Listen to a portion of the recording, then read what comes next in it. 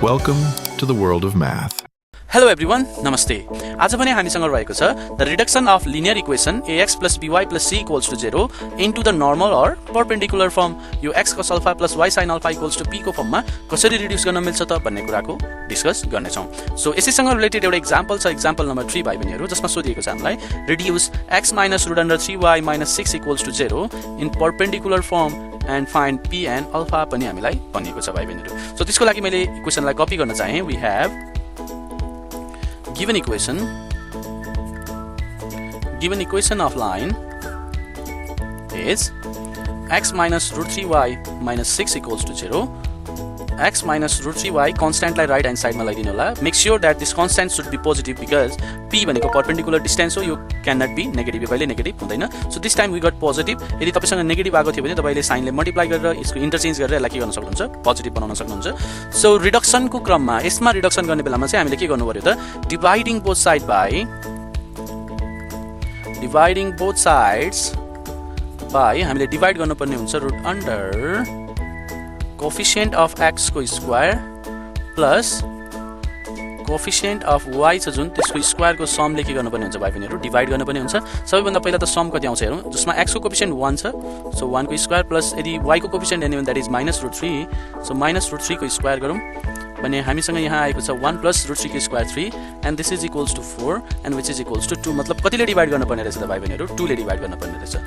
Now त्यसो भए 2 ले डिवाइड गर्दियौ यो इक्वेसनलाई, x by 2 minus root 3 by 2y is equals to 6 by 2, which is 1 by 2 into x minus root 3 by 2 into y is equals to 3 आइसकेको छ भाइ बहिनीहरु, जुन completely x cos alpha plus y sin alpha सँग को टर्ममा convert भइसकेको छ. अब पनि हामी लागौं p र अल्फा को भ्यालुतिर.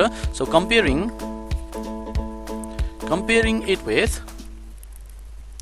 x cos alpha plus y sin alpha equals to p, we get हेर्नुस् त, जुन x को कोएफिसिएन्ट cos alpha छ भने जुन cos alpha को भ्यालु आएको छ हामीसँग 1 by 2 एन्ड जुन y को कोएफिसिएन्ट sin alpha छ, सो sin alpha को भ्यालु भने हामीसँग आएको छ माइनस रुट 3 by 2, किनभने यहाँ प्लस छ यहाँ के छ माइनस छ, एन्ड जुन p को कुरा गर्दै थियौ भाइ बहिनीहरु, p को जुन भ्यालु आएको छ 3.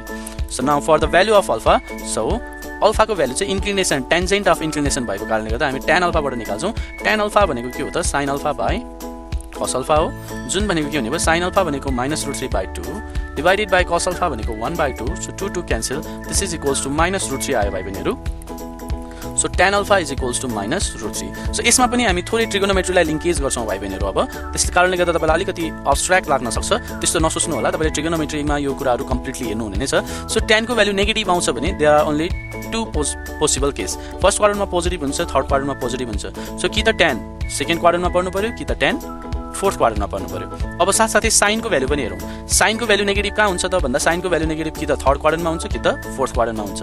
तर थर्ड क्वाड्रन्टमा tan नपरेको कारणले साइन पनि कहाँ हुने भयो, फोर्थ क्वाड्रन्टमै आउने भयो, र cos पनि फोर्थ क्वाड्रन्टमा पोजिटिभ हुने भएको कारणले जुन एंगल छ इन्क्लिनेसन त्यो फोर्थ क्वाड्रन्टमा लाई गरिरहेको छ. मतलब यो 90 90 180, यो 90 ले 270 र यो 90 गर्दा 360, मतलब 270 भन्दा ठूलो छ भाइ बहिनीहरु, प्लस छ, र यदि यो 360 भन्दा के देख्न सकिन्छ, हामीले सानो देख्न सकिन्छ.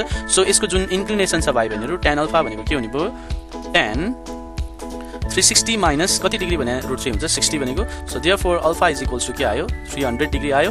देयरफोर जुन इक्वेसन रहेछ हाम्रो त्यसै यो के रहेछ त, x cos 300 plus y sin 300 is equals to 3 रहेछ भाइ बहिनीहरु. यो हाम्रो कम्प्लिटली नर्मल अर परपेन्डिकुलर फर्ममा रिड्युस भइसकेको छ.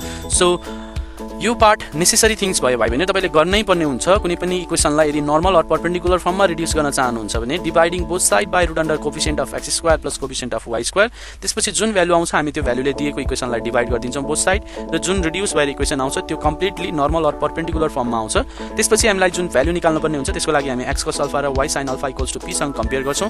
त्यहाँबाट हामीलाई cos अल्फा sin अल्फा र p को भ्यालु आउँछ. सो आफ्टर दैट p को भ्यालु त कम्प्लिट यहीँनिर भयो, p को लागि केही गर्नु परेन. तर जुन cos अल्फा र sin अल्फा को आएको छ त्यसको थ्रुबाट हामी कसको भ्यालु निकाल्छौं, tan को पनि कुनै स्पेसिफिक भ्यालु आउनेछ. आफ्टर दैट तपाईले के गर्नुपर्ने हुन्छ, यो sin cos tan, cos positive छ, sin नेगेटिभ छ, tan नेगेटिभ छ, यो कुन क्वाड्रन्टमा लाई गर्छ त्यसलाई चेक गर्नुपर्ने हुन्छ. जुन चेकिङको कुरा हामी कहाँ पढ्ने छौं त, कोअर्डिनेट ज्योमेट्रीमा होइन, हामी ट्रिगोनोमेट्रीमा पढ्ने छौं यो च्याप्टर पछि. सो आशा गर्छु भाइ बहिनीहरुले पक्कै पनि बुझ्नु भयो होला. यदि बुझ्नु भएको छैन भने फेरि यो क्लासलाई एकपटक राम्रोसँग अब्जर्भ गर्नुहोस्, अवश्य पनि बुझ्नुहुनेछ. धन्यवाद.